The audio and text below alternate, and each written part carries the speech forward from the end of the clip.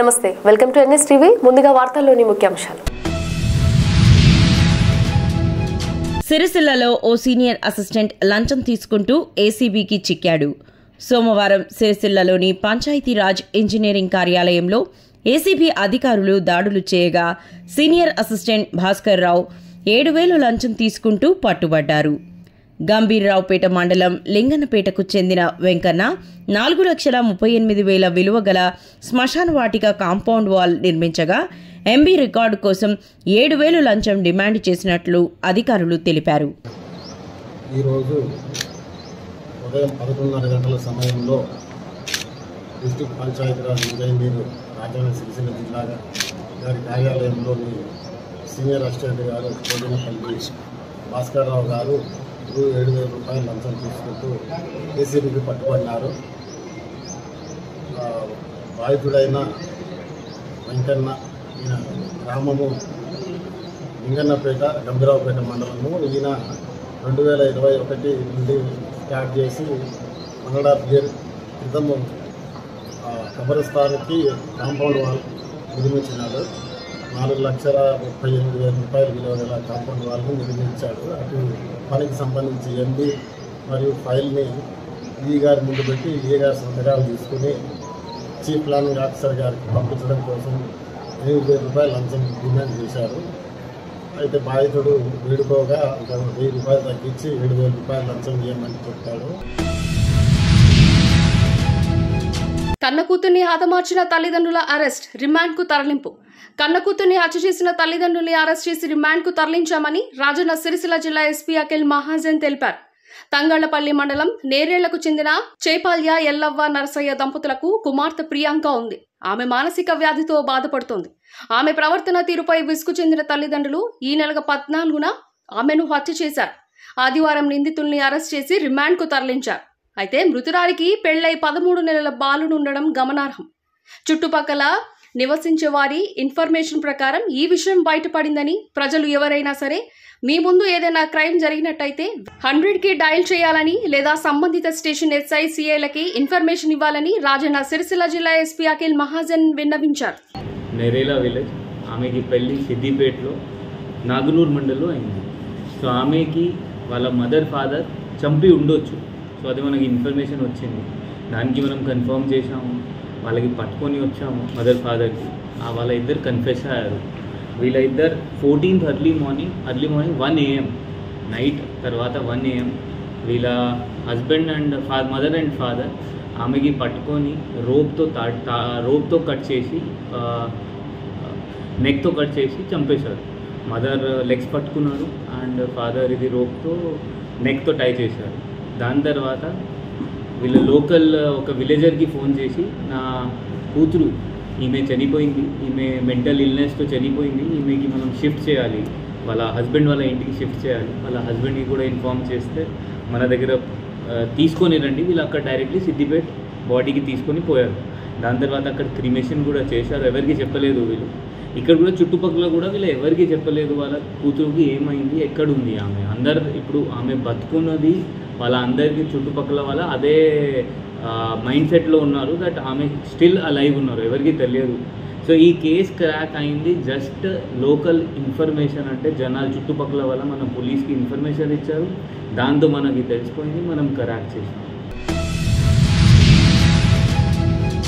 బాధితుల గొంతు వినిపించిన మీడియాపై విశాఖ పోలీసుల తీరు దారుణమని దేవినేని ఉమా మండిపడ్డారు. ఏ ఛానల్స్ అయితే జరిగిన వాస్తవాలన్నీ కూడా ప్రజల ముందు పెట్టి దాడులు, మీ అమానుషాలు, ఎన్నికల అనంతరం హింసని అంతా ఎప్పటికప్పుడు తెలియజేసినందుకు కక్షగట్టి సిఎస్ ఆధ్వర్యంలో, చీఫ్ సెక్రటరీ ఆధ్వర్యంలో ఇవాళ కంచెలపాలెం పోలీస్ స్టేషన్ సంబంధిత అధికారులు, డీసీపీ సత్యబాబు, నీ పాత్ర చాలా అత్యుత్సాహంగా ఉంది. అక్కడ డీసీపీ పాత్ర కూడా, అక్కడ పోటీ చేసిన అభ్యర్థి మాట విని ఇవన్నీ డీసీపీ సత్యబాబు ఆధ్వర్యంలో ఇవాళ మీడియా స్వేచ్ఛ మీద దాడి చేస్తూ నువ్వు అడ్డగోలుగా ఎఫ్ఐఆర్ కట్టావంటే దీని మీద ఇమీడియట్గా సిట్ దృష్టి పెట్టాలి, ఎలక్షన్ కమిషన్ స్పందించాలి, డీజీపీ దీని మీద వివరణ ఇవ్వాలి. ఇది కంప్లీట్గా చీఫ్ సెక్రటరీ ఆధ్వర్యంలో జరుగుతుంది. హుజూర్నగర్ పట్నం కాంగ్రెస్ పార్టీ కార్యాలయం నందు పట్టభద్రుల అభ్యర్థి తీన్మార్ మల్లన్నకు మద్దతుగా రాష్ట్ర భారీ నీటిపారుదల మరియు పౌర సరఫరాల శాఖ మంత్రి ఉత్తమ్ కుమార్ రెడ్డి అధ్యక్షతన సమావేశం నిర్వహించారు. గతంలో ప్రశ్నించే గొంతుగా ఉన్నటువంటి తీన్మార్ మల్లన్న మరి ఇప్పుడు ప్రభుత్వంలో ఉంటే ఎట్లా అంటే అమలు చేసే పొజిషన్కి వచ్చినాం కదా, ఇంకా బాధ ఏంటి? అమలు చేసే పొజిషన్కే కాంగ్రెస్ పార్టీ ఉండగా వచ్చినాం కాబట్టి క్లియర్ గా ఎవరు నడిమిట్లా ఇంకెవరి ద్వారానో కరపత్రమో లేకపోతే కాగితమో తీసుకొచ్చి చేయాల్సిన పని లేకుండా నేరుగా పట్టభద్రులు తమ వినతి పత్రాన్ని ప్రభుత్వానికి ఇచ్చేటువంటి మార్గం ఇక్కడి నుంచి పడతా ఉంది. కాబట్టి ఈ విషయాన్ని పట్టభద్రులకు తెలియజేయండి. చెన్నూరు నియోజకవర్గంలోని ఐకేపీ డీసీఎంఎస్ సెంటర్ల వద్ద ఉన్న ధాన్యాన్ని ప్రతి ఒక్క గింజ కొనుగోలు జరిగే విధంగా చెన్నూరు శాసనసభ్యులు వివేక్ వెంకటస్వామి అధికారులను ఆదేశించి కొనుగోలు జరుపుతూ ముందుకు వెళ్లడం జరుగుతుంది. ఎక్కడ రైతులు ఇబ్బంది కలగకుండా మా ఎమ్మెల్యే వివేక్ సార్ చర్యలు తీసుకుంటానన్నారు. రైతులందరూ కూడా ఆనందాన్ని వ్యక్తం చేస్తున్నారు. గత బీఆర్ఎస్ ప్రభుత్వంలో మాకు ఇబ్బందులు జరిగాయి. కాంగ్రెస్ ప్రభుత్వంలో వివేక్ మా ధాన్యాన్ని సక్రమంగా కొనుగోలు చేస్తూ ఇబ్బందులు జరగకుండా చూస్తున్నారని రైతులు చెప్తున్నారు.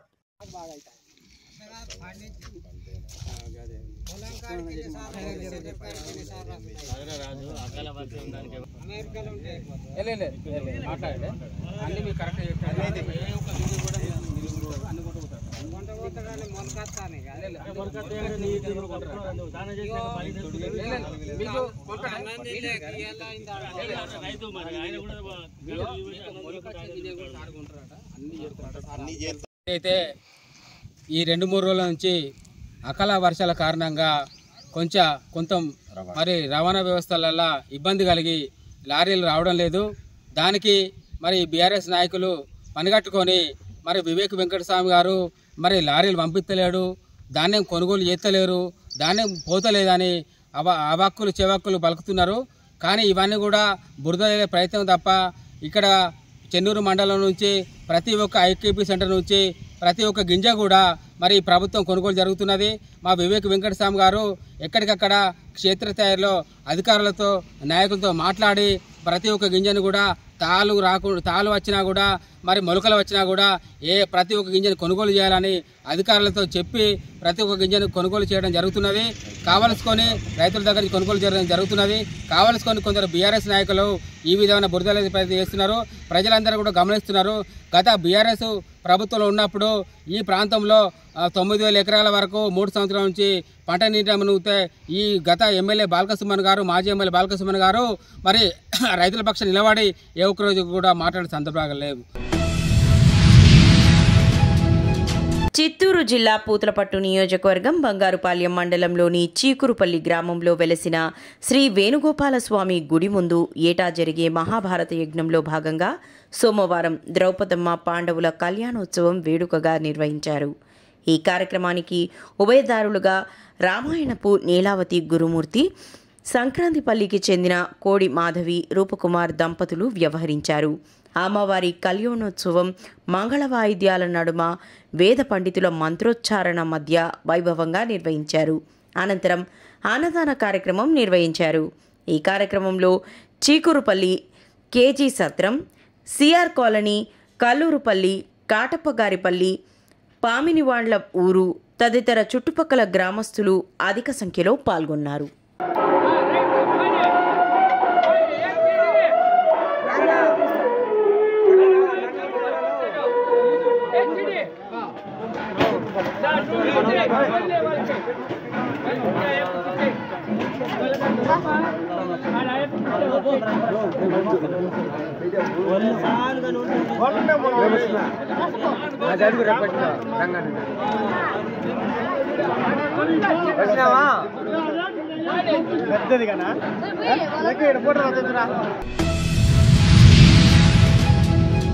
డాన్స్ స్టెప్పులతో అదరగొట్టిన భద్రాద్రి కొత్తగూడెం ఎస్పీ రోహిత్ రాజ్. పాల్వంచాలోని ఓ ఫంక్షన్ హాల్లో ఏర్పాటు చేసిన ఈ పార్టీలో జిల్లా ఎస్పీ రోహిత్ రాజ్ పోలీస్ సిబ్బందితో కలిసి సరదాగా డాన్స్ చేసి అలరించారు.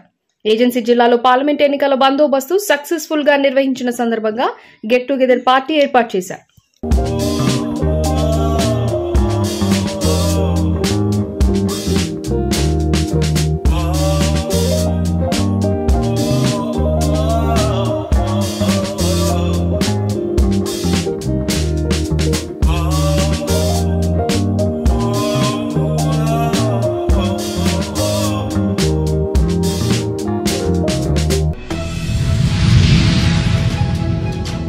కరీంనగర్ జిల్లా కొత్తపల్లి బద్దిపల్లిలో శ్రీ అలివేరి మంగ పద్మావతి సమేత శ్రీ వెంకటేశ్వర స్వామివారి కళ్యాణ మహోత్సవం దేవస్థానం బద్దిపల్లిలో జరిగింది. సుడా చైర్మన్ కోమటిరెడ్డి వెంకటరెడ్డి, పురమల్లా శ్రీను, గుడి చైర్మన్ ఉప్పు తిరుపతి, గ్రామ ప్రజలు తదితరులు పాల్గొన్నారు.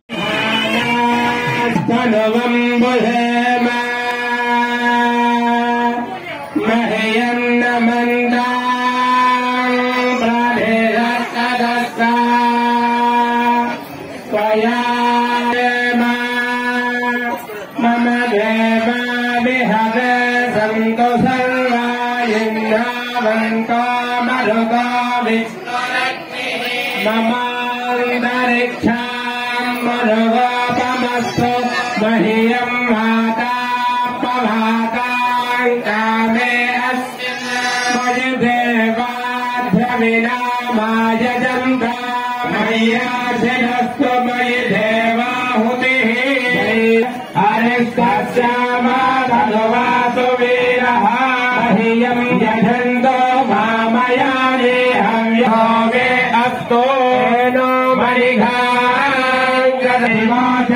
मे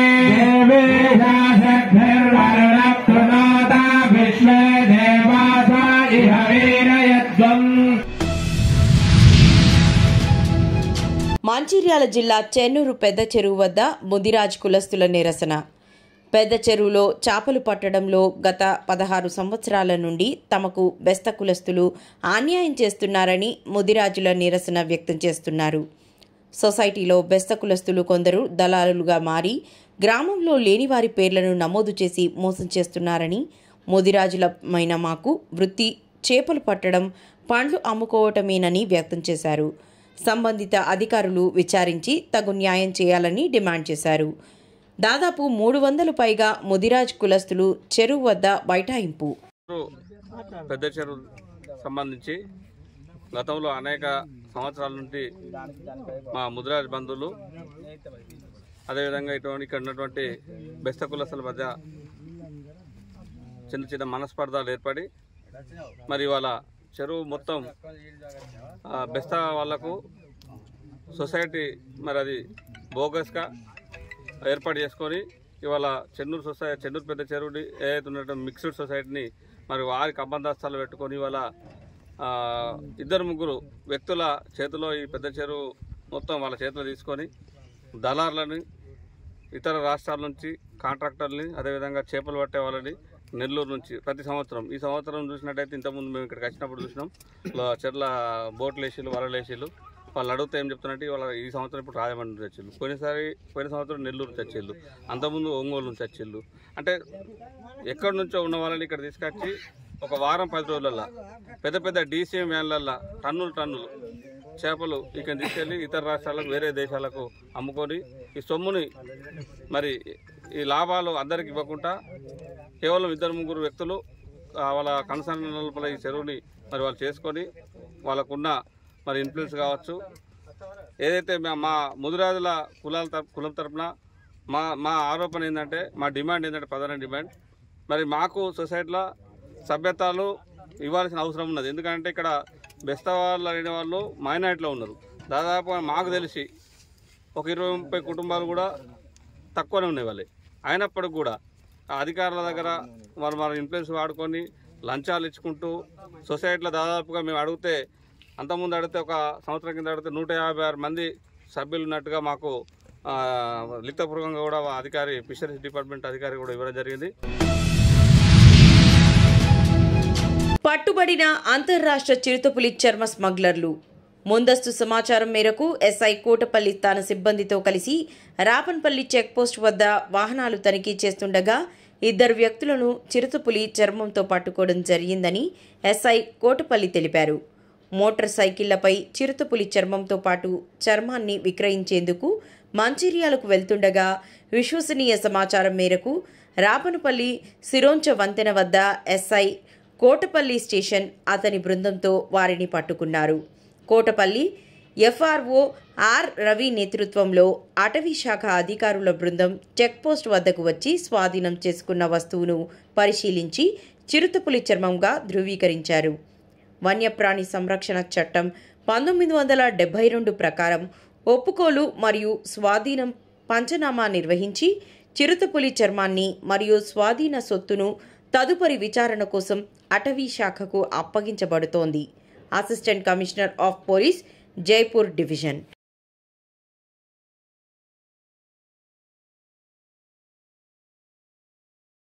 ఈరోజు మధ్యాహ్నం రాపంపల్లి సిరివంచ బ్రిడ్జ్ వద్ద, ప్రాణహిత మీద ఉన్న బ్రిడ్జ్ వద్ద మా ఎస్ఐ గారు రిలయబుల్ ఇన్ఫర్మేషన్పై అక్కడ వెహికల్ చెకింగ్ చేస్తూ ఉండగా ఒక ఇద్దరు వ్యక్తులు తారాసపడ్డారు. వాళ్ళు వచ్చేసి దుర్గం పవన్, బాబూర్ ఖాన్. వీళ్ళిద్దరు కూడా బీజాపూర్ డిస్టిక్, భూపాలపట్నం ఛత్తీస్గఢ్ వీళ్ళది.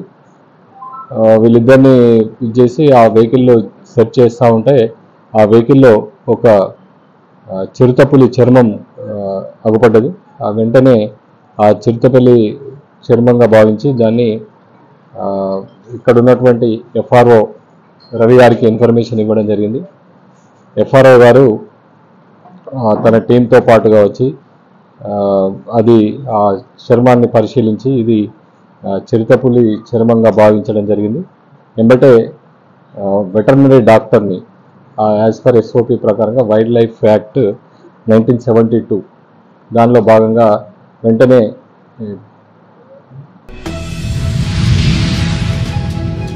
మంచిర్యాల జిల్లా బెల్లంపల్లి సింగరేణి ఏరియా ఆసుపత్రిలో వైద్య సేవలపై సింగరేణి యాజమాన్యం అధికారులు నిర్లక్ష్యం వ్యవహరిస్తున్నారని వార్డులను తగ్గించి సింగరేణి ఏరియా ఆసుపత్రిని ఇక్కడ నుంచి తరలించేందుకు యాజమాన్యం కుట్ర పన్నుతున్నది సిపిఐ ఏఐటియుసి నాయకులు ఆరోపించారు. నాయకులు బెల్లంపల్లి ఏరియా ఆసుపత్రిని సందర్శించి వార్డులలో తిరిగారు. రోగులను కలిసి వారి సమస్యలు, వారికి అందుతున్న వైద్యం గురించి అడిగి తెలుసుకున్నారు. అనంతరం వారు మాట్లాడుతూ ఎన్నో ఏళ్ల చరిత్ర ఉన్న బెల్లంపల్లి సింగరేణి ఏరియా ఆసుపత్రిలో కార్మిక కుటుంబాలకు వైద్యాన్ని అరకొరగా అందిస్తున్నారని అన్నారు.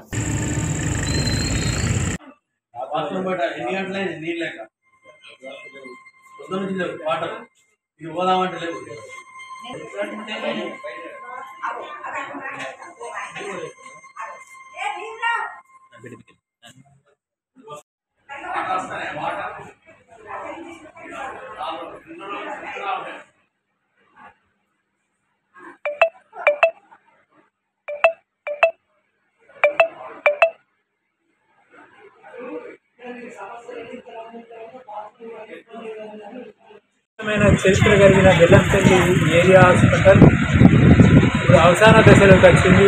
ఉద్దేశపూర్వకంగా దీన్ని బంద్ చేయాలని మేనేజ్మెంట్ కుట్రలు పన్నుతున్నది. దీనికి వ్యతిరేకంగా ఎన్నో ఉద్యమాలు చేసినప్పటికీ కూడా పట్టించుకోవడం అనేది లేదు. ఇప్పుడు ఏదైతే ఉన్నదో వార్డుల వారీగా బంద్ చేయాలని కుట్రలు జరుగుతూ ఉన్నాయి. అందులో భాగంగానే క్యాజువాలిటీలో దాదాపుగా వార్డులు బంద్ చేసి ఒక క్యాజువాలిటీలో అటు ఫిమేల్ది ఇటు ఏదైతే మేల్ది వార్డ్స్ ఏదైతే ఉందో బంద్ పెట్టి క్యాజువాలిటీలో ఈ పేషెంట్ని పెట్టడం అనేది జరిగింది. ఇది దారుణమైన విషయం. అందువల్ల దీన్ని ఎప్పుడైతే ఈ ఆలోచన విధానం ఏదైతే ఉందో సరైనది కాదు. సీఎంఓకు రిపోర్ట్ చేయడం అనేది జరిగింది. అయినప్పటికీ కూడా పట్టించుకోవడం అనేది లేదు. మేడ్చల్ మల్కాజ్గిరి జిల్లా కాంగ్రెస్ పార్టీ అధ్యక్షులు సింగిరెడ్డి హరివర్ధన్ రెడ్డి గారి వివాహ వార్షికోత్సవము పురస్కరించుకుని కుటుంబ సమేతంగా కీసరలోని శ్రీరామ్ బేకరీలో కేక్ కట్ చేయడం జరిగింది.